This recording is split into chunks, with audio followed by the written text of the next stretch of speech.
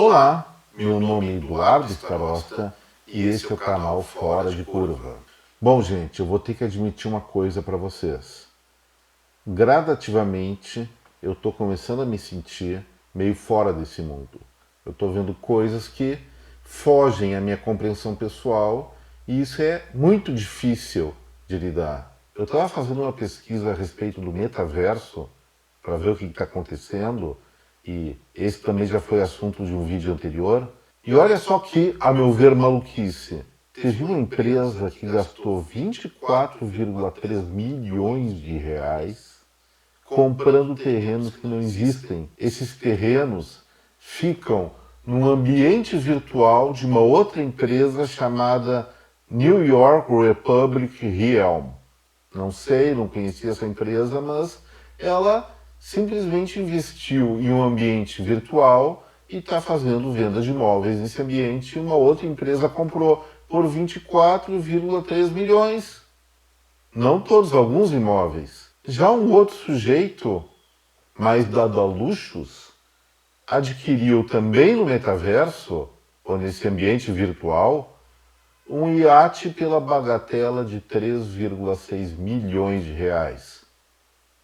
Provavelmente um barco desse tipo no mundo real até sairia por menos.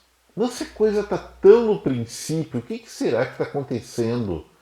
Porque as pessoas estão pegando e gastando dinheiro em terrenos virtuais, em barcos que na verdade são um desenho dentro de um programa. Como é que é isso? O que está acontecendo? Está difícil de entender.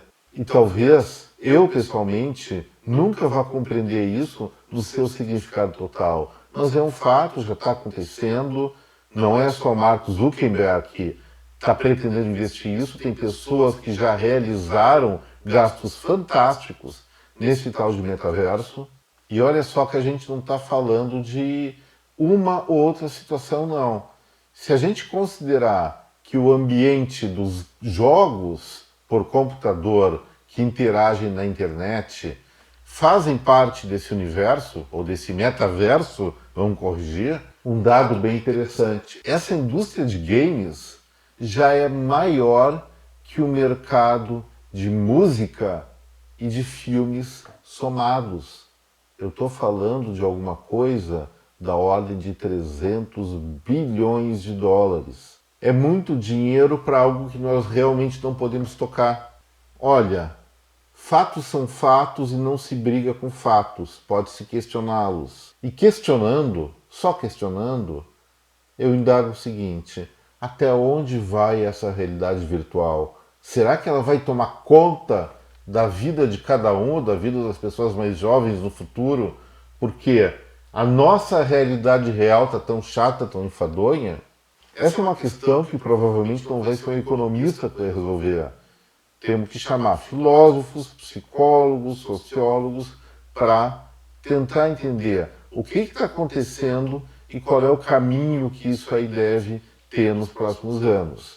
Mas tem uma coisa, quando começou a surgir a questão do comércio virtual, comércio online, o comércio online que a gente compra pela internet e recebe em casa, e isso já faz alguns bons anos, eu sempre questionei, poxa, será que não vai ter um momento em que as pessoas, depois de passar da novidade, não vão se encher o saco de estar só atrás de um computador, vendo o que querem e o que não querem, comprando ou não comprando, e vão sentir falta de caminhar na rua, ir numa loja, tocar no produto, conversar pessoalmente com o vendedor para ver como funciona esse produto, se é bom, se não é, se tem melhores, se tem piores. Enfim, eu sempre apostei que o comércio virtual, ele ia e vai crescer muito, mas teria um teto. E esse teto seria delimitado pela necessidade das pessoas conviverem com pessoas reais. E pessoalmente eu continuo acreditando nisso. Lógico, metaverso, esse conceito é uma novidade, então está todo mundo entusiasmado, mas vou lembrar o que está acontecendo com as vendas do comércio virtual por causa da pandemia. Lógico que a comercialização aumentou muito na época da pandemia, no isolamento social, mas no momento em que as lojas abriram novamente, As pessoas não perderam muito tempo, não, e voltaram a consumir com mais vontade no comércio real. Por quê? Porque a internet encheu o saco, houve uma saturação. Eu acredito, eu quero acreditar, vamos falar assim, que com o metaverso vai acontecer a mesma coisa. Nós vamos deixar o tempo responder essa questão mais apropriadamente.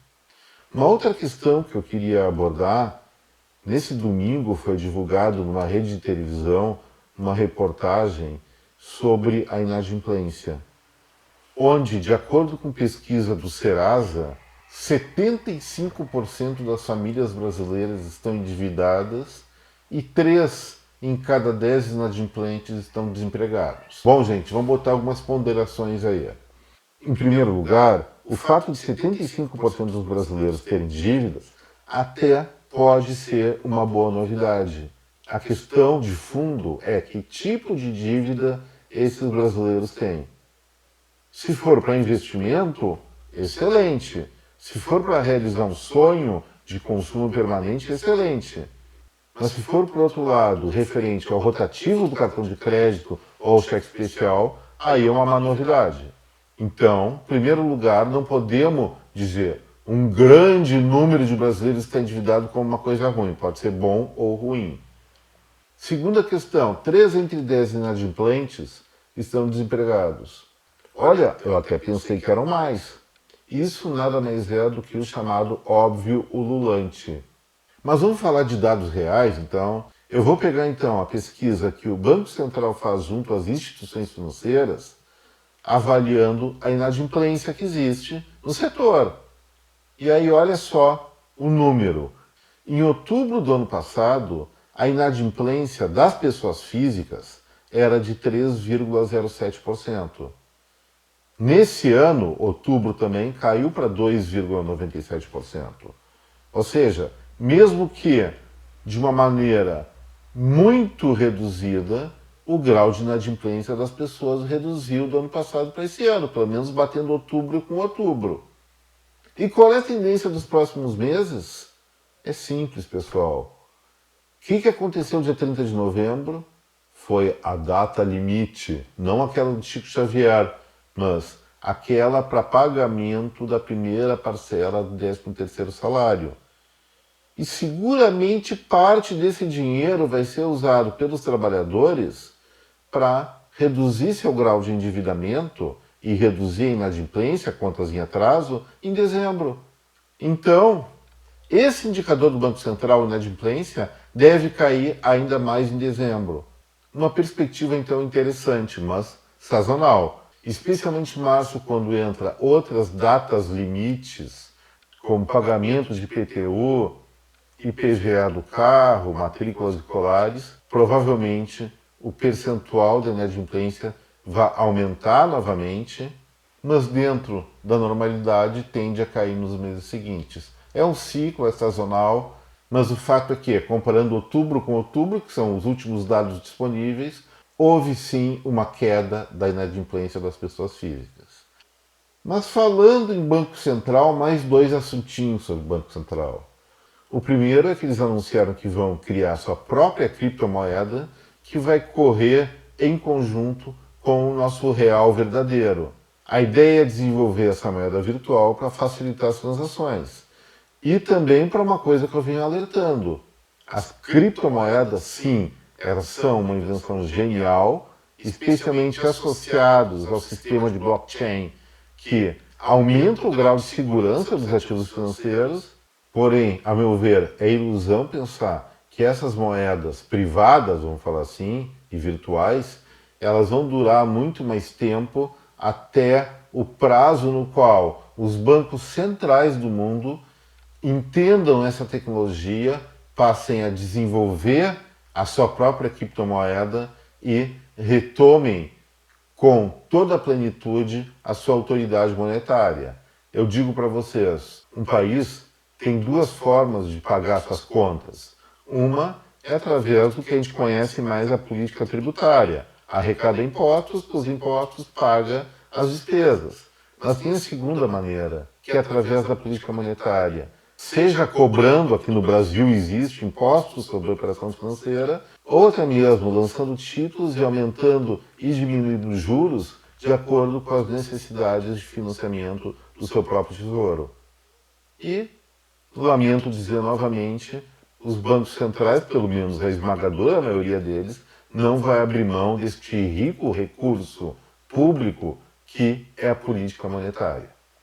E aí, continuando e encerrando com o Banco Central, que hoje é o nosso principal personagem, nessa quarta-feira nós vamos ter no Conselho de Política Monetária a decisão de aumento da Selic. O que os analistas de plantão falam é que a taxa de juros básicas do Brasil vai subir para 9,25%. Gente, eu espero que o Conselho de Política Monetária do Banco Central não faça isso, que vai ser uma insanidade. Vamos repetir, a inflação é um problema, insisto, circunstancial. Não é pelo excesso de aquecimento da economia, que aí sim justificaria um aumento de juros. Se fizerem isso, vai ser uma burrada e nós vamos pagar muito caro por essa burrada em 2022. Então vamos torcer para que a Selic continue onde está, nos 7 e pouco por cento, ou que eventualmente até diminua, o que eu acho que não vai acontecer nesse momento. Mas aumentar, especialmente para 9,25%, vai ser uma grande barbeiragem contra o nosso Brasil. Gente, por hoje era isso. Espero que você tenha gostado do Fora de Curva de hoje, do nosso conteúdo. E se gostou, por favor, deixe seu like, compartilhe esse vídeo com a sua rede de contatos e também, muito importante, se inscreva no canal. Muito obrigado pela atenção, até breve, tchau.